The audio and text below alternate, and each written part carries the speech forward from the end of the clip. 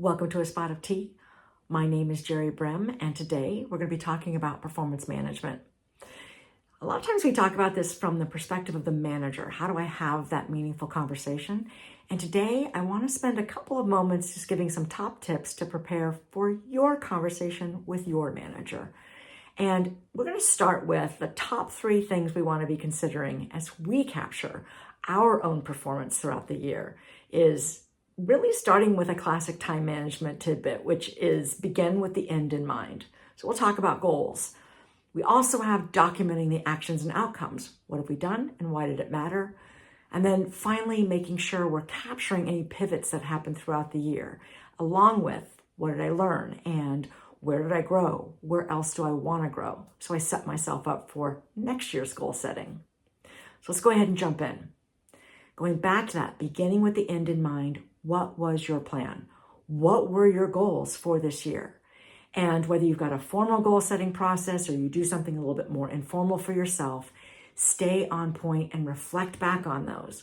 What did we think was going to be a priority throughout this year? How is it going to impact business? Where am I so far on these items?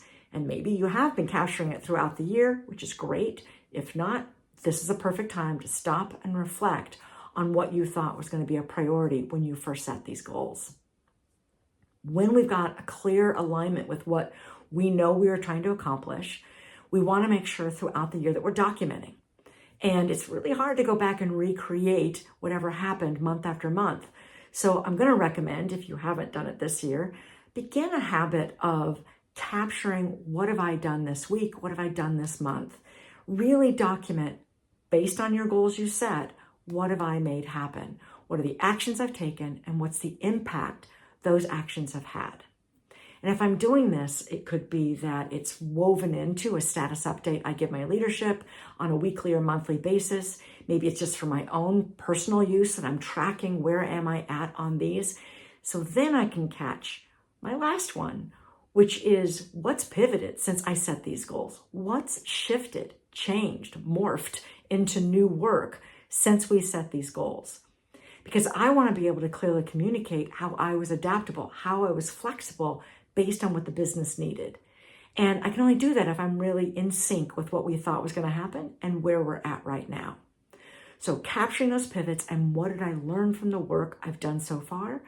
And what did I learn from the pivots I made? What obstacles did I run into? And being able to have a conversation about where you're at now based on where you were at the beginning of the year. And that leads into being able to having a meaningful conversation on growth. Here's where I've grown throughout the year, and here's where I want to continue to grow, and how that growth can have a positive impact on the job I do, my performance, as well as the organization as a whole. Hope you found these tips helpful. I encourage you to really dig in and celebrate the successes you've had throughout this year, the growth you've had throughout this year, and be ready to have really meaningful conversations with your manager.